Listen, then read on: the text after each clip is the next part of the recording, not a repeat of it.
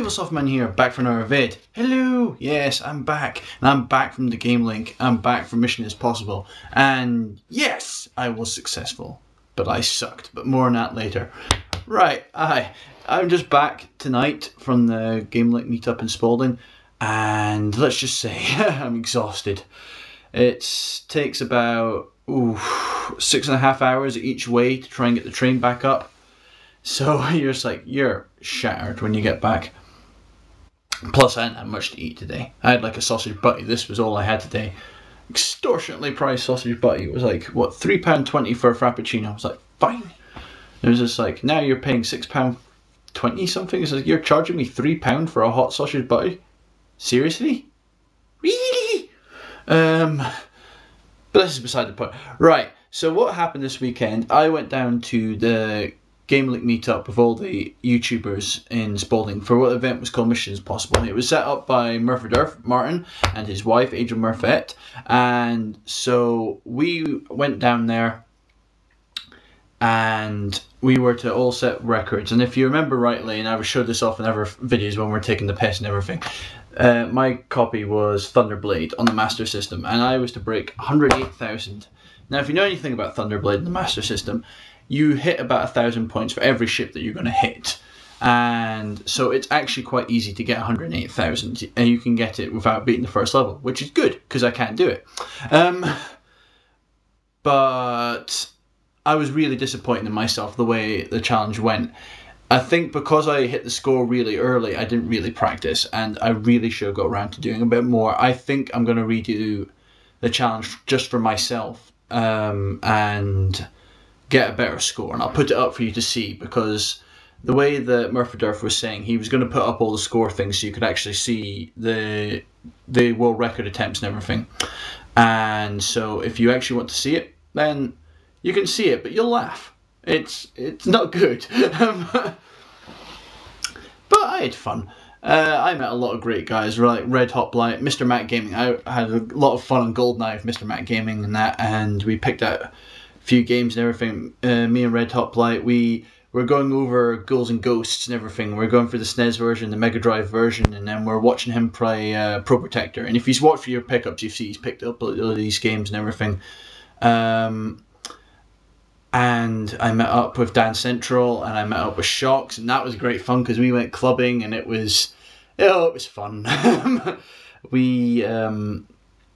We went to this kind of retro section of this club, and seriously, there was not a bad song on it. It was all really fun songs and everything. It was Dan Central's birthday as well, so we all had to like sing happy birthday. We went to this Indian restaurant before the event, before going out in the club and everything, and we had this, all had these really nice curries, and I said, "Oh, what's the hottest curry you can get?" And they brought out this like foul sauce, and it was really, really hot, but I actually quite liked it.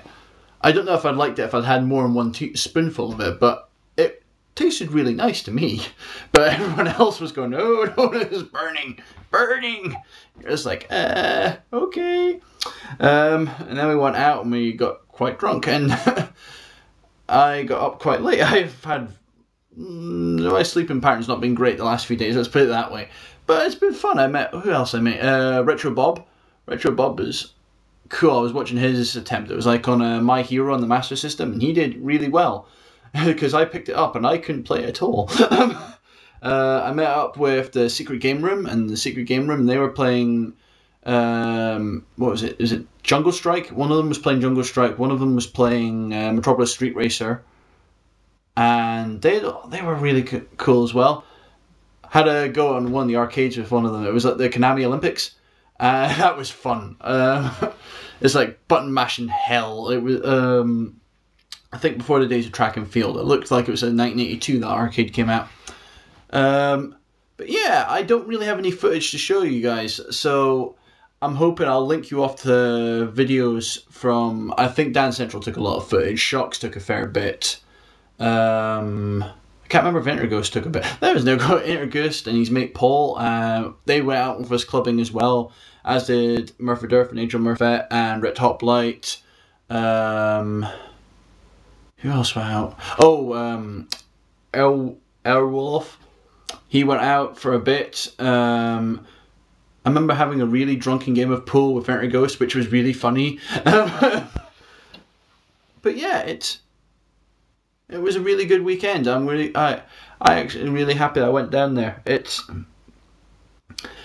So, as we know of all these things, I usually go and pick stuff up. So yeah, as you can see in the background, this first one here is the Smurfs on the Mega Drive. And yeah, it was interesting. It's a game that I'm just quite nostalgic about, because I bought it. I didn't buy it, I rented it out of Global Video at the time, and it was something that me and I think it was my cousins were playing this one. I just quite liked it. It was just a more nostalgic thing for me to go back and actually play this game again. I'm just looking at it. I got inspired by watching Red Hot Light's video of he had Ghouls and Ghosts in the background of the TV, and I thought, we'll set this camera up like this and we'll have a look. See what you think. I don't know. I was just testing something out. But yeah, I think that was £8. It wasn't too bad. Next one I got on my Japanese Dreamcast, and this is Power Stone on the Dreamcast. And if you know anything about Power Stone, it is awesome. Now, I did a gameplay vid a long time ago for One Piece. Was it? Oh, I can't remember. It's on the PS2, and it plays very, very similar to Power Stone. But Power Stone was like the originator of it, and I'll have to put a gameplay vid up because we've got like 4 controllers for it, so we could play this like multiplayer thing. And it's all about you moving this 3D plane. You can chuck items at the thing, and then you're collecting like 3 crystals. When you collect the 3 crystals, you kind of like power up into this like super form, and you can actually batter the crap out of people for a few seconds. I remember it more because my mate Ben, he actually had the collection on the PSP, and I used to watch it over his shoulder as he was playing it, and I really quite liked it. So I'm really just happy to pick that up. The next one is something I just thought was really interesting, and it is a boxed Famicom game, and this is Dragon Quest II. Now this came out in the States. I can't remember if it came out in the UK, but I just thought it was interesting because I have the Famicom, and it's something I've not really collected for a lot since I've actually got it. I basically picked up the games at the time, and that was about it. So I'm hoping this will like kickstart that again. I can go and look at things. It's like I look on eBay at a few things to pick up, but at the moment I'm really saving for my holiday, and I can't really buy anything more. This was overspending it a little bit, even as we speak. Right. But as you say, Dragon Quest II, you can't really play properly because it's all in Japanese. You can maybe get Dragon Warrior, or maybe I wonder if somebody did a script for Dragon Warrior 2. If I got a script, I can maybe have it on my phone. I could flick through it. That could work. We'll see. But it definitely works. I've tested it and everything. The next one is Billy Hatcher and the Giant Egg. Now this was fun. It was. I don't know. I just always been interested by the concept of it. It was something that was very Sonic-y kind of based, but it's got the big egg, and you have to move the egg with it. And it was something I always wanted to pick up, and I never did. I don't know really why, but you'll see. But I'll put something up for that as well. Everything I got for the Mega Drive was NBA Jam Tournament Edition. Now, I used to play this at my mate Neil's house when I was in primary school at the time, and I always used to get my ass beat, but I used to have a lot of fun in it. That's a thing of a good game. It's like you can still get your ass kicked, but you're still having fun. It doesn't really matter.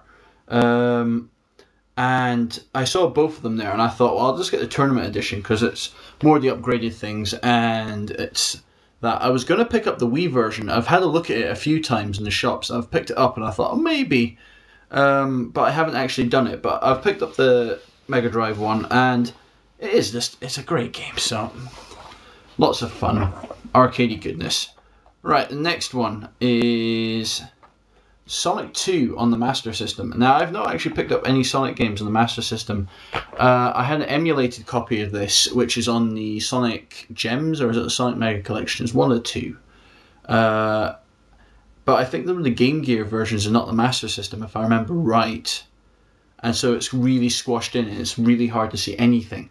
Now, I remember playing Sonic 1 back in the day, when I was still in Germany. Good God, it must have been about 7, 8. And going over to my mate's house, and he had a Master System, and basically actually these two are both linked to that, because we would play Sonic on there, and from that my mum and dad actually bought me a Mega Drive because they knew I liked Sonic and everything.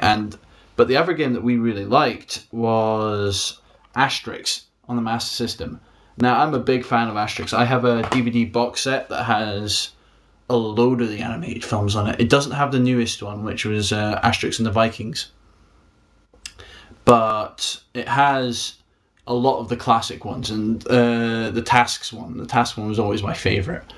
Was it 12 Tasks of Asterix? And if you've never heard of it and everything, it's all about a village of Gaul in the middle of France, and the Romans have took over the rest of France, except this little village, and they're all powered up by magical potions. And Obelix, who's the big one, fell into the cauldron when he was younger, and he is completely superpowered, but he always wants more magic potion. But Asterix has to take sips of it, and he goes super fast. And you've got Dogmatix, who just bites people. You've got Getafix, who makes up the potion and everything. It's a really, really fun series if you want to look into it. My mate Gordy actually had a lot of the comics properly printed out and everything. Well, I think he still does. But yeah, it's just a game that we used to play on. We actually did record some of it at the time on this VHS tape. I think it was a TV video that we must have had, and we recorded some of it. And what was funny was we left it on pause for like half an hour. So there's like half an hour of this video, or at least like it felt like half an hour. It's probably like 5 minutes of you watching this footage, and it's just paused. It's just nothing moving. We just left it on pause. But it just seems, it's just weird to go back to that and think I was even trying to record footage or videos then, and come back to this now and have the channel and have this many videos and everything. But yeah, that was it. Game Link was amazing. So many games. It's just like you see Red Hoplight's video and you see like a little panorama of some of the part of it, but I'm betting Dan Central's that he had his proper camera with him, and it'll probably be better shots. I'm sure it's some good footage. But yeah, I had a good time, and right, I'm probably going to go to bed because I'm really quite tired now. Alright, this is Evil Sloth Man